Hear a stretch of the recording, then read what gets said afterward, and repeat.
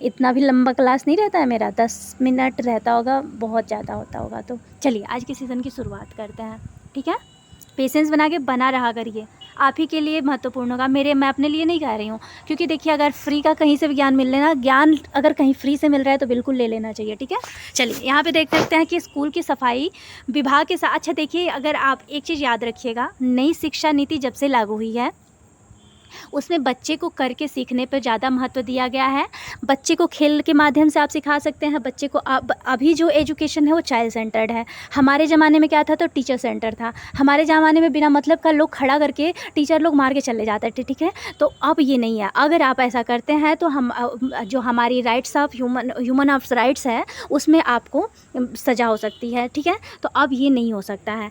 तो यहाँ पे दे रहा है, और ये सारा पेडागोजी से रिलेटेड है। यहाँ पे देख सकते हैं बोल रहा है कि स्कूल के सफाई विभाग के साथ बातचीत के दौरान बच्चे को सम्मान देने के लिए संवेदनशील बनाना चाहिए, ताकि बच्चे कुछ तरीके मशीनों या अन्य चीज़ों के बारे में सोच सके, ताकि लोगों को वह काम ना करना पड़े जो वे पसंद नहीं करते हैं, ठीक है। तो बच्चे को यहाँ पे संवेदनशील बनाना है, ठीक है, बातचीत के दौरान, ठीक है। बात करके सिखाएंगे, खेल खेल के माध्यम से सिखाएंगे, लेकिन आप मार के नहीं सिखाएंगे, ठीक है। अगर आप ऐसा करते हैं तो खुद ये कानून के विरुद्ध होगा, ठीक है।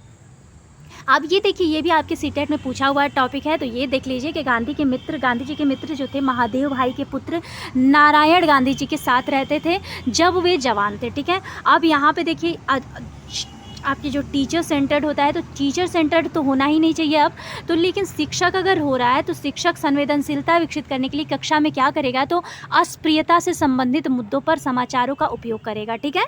अगर कोई भी टीचर है तो वो क्या करेगा, अस्पृश्यता से संबंधित मुद्दों पर आप समाचारों का उपयोग कर सकता है।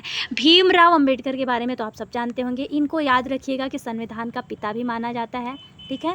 संविधान का पिता आपको इन्हीं को मानेंगे, ठीक है। एक सेकेंड, संविधान का पिता किसे मानेंगे, तो आप भीमराव अंबेडकर का। और एक चीज़ और याद रखिएगा, इन्हें प्रारूप समिति का अध्यक्ष भी माना जाता है, ठीक है। याद रखिएगा, ये टॉपिक कहीं पूछ सकता है, ठीक है, प्रारूप समिति का अध्यक्ष, ठीक है। तो यहाँ देख सकते हैं बाबा साहेब, जो भीमराव अंबेडकर थे, महाराष्ट्र के गोरेगांव के रहने वाले थे। बाबा साहेब अंबेडकर के नेतृत्व में भारतीय संविधान तैयार किया गया था। चलिए अब हम लोग देख सकते हैं स्टालिन कौन थे, तो स्टालिन की डॉक्यूमेंट्री फिल्म इंडिया जो अनटच्ड होता है, अनटच्ड के से साक्षात्कार आके रूपांतरित है। स्टालिन के जो की डॉक्यूमेंट्री फिल्म है वो क्या है, तो इंडिया अनटच्ड के साक्षात्कार पर रूपांतरित है। पुरानी यादें यहाँ पे आप लोग देख सकते हैं, ये भी आपके सीटेट का टॉपिक है, तो यहाँ एक बार हम लोग अच्छे से देख लेते हैं। ये थोड़ी सी स्टोरी है, ठीक है, जो अभी आप लोग गांधी जी के बारे में पढ़े हैं ना, वही है। एक सेकेंड, नारायण यानी बावला जब 11 साल के थे तब गुजरात के साबरमती आश्रम में उन्हें अलग अलग काम करने पड़ते थे। उनमें से एक था आने वाले मेहमानों को टॉयलेट की सफाई का काम सिखाना। तब के टॉयलेट में नीचे टुकरियाँ रखी होती थीं जिनमें संडास की गंदगी गिरती थी, फिर उस जगह को साफ भी करना पड़ता था। इन टुकरियों को हाथे से उठाकर ले जाना भी होता था। आमतौर पर इस काम को एक ही समाज के लोगों को ही करना पड़ता था, पर गांधी जी आश्रम में खाद बनाने वाले गड्ढे तक टोकरियाँ ले जाने का यह काम सभी को करना पड़ता था, फिर वह कोई भी क्यों ना हो। नारायण को याद है कि कई लोग इस काम को टालने की भी कोशिश करते थे, कुछ तो इस काम से डरकर आश्रम भी छोड़ भागते थे, ठीक है। तो एक बार गांधी जी जो थे आपके, गांधी जी महाराष्ट्र के वर्धा शहर के पास एक गांव में रहने गए। यह गांव था वर्धा शहर के पास, लेकिन फिर भी, अच्छा वर्धा आपसे पूछेगा, ठीक है। वर्धा जो होता है, वर्धा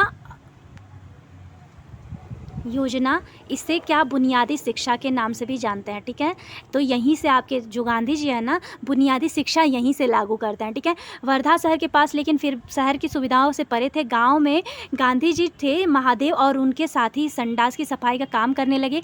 कई महीने बीत गए। एक दिन सुबह के समय गाँव के बाहर की गंदी संडास की तरफ एक आदमी लोटा लेकर आ रहा था। जब उसने महादेव भाई को देखा तो बोला, उस तरफ ज़्यादा गंदगी है, वही सफाई करो। तो ये स्टोरी है। और आप लोग अगर वर्धा योजना पूछ रहा है तो वर्धा योजना किसने शुरू की थी, तो आपके गांधी जी ने। और यही वर्धा योजना को ही आप बुनियादी शिक्षा के नाम से जानेंगे, ठीक है। तो गांधी जी ने बहुत योगदान दिया है। अभी यहाँ पे हम लोग देखते हैं ये स्टोरी जो था कि यह देख बाबला को बहुत हैरानी हुई और गुस्सा भी आया। उसने सोचा कि गांव वाले तो ये समझ रहे हैं कि यह काम उनका नहीं बल्कि गांधी जी और उनके साथियों का ही है, यह बात ठीक नहीं है। उसने गांधी जी से पूछा तो वे बोले छुआछूत का भेदभाव छोटी सी बात नहीं है, उसे मिटाने के लिए कड़ी मेहनत की ज़रूरत है। नारायण यह जानता था कि ऐसे काम करने वाले लोगों को अछूत माना जाता है, पर यह नहीं समझ पा रहा था कि उनके बदले अगर हम खुद यह काम करें तो हालात कैसे बदलेंगे। उसने पूछा अगर गांव वाले नहीं सुधरे तो क्या फ़ायदा, उन्हें तो आदत हो गई है, उनका गंदा काम कोई और ही करे। गांधी जी बोले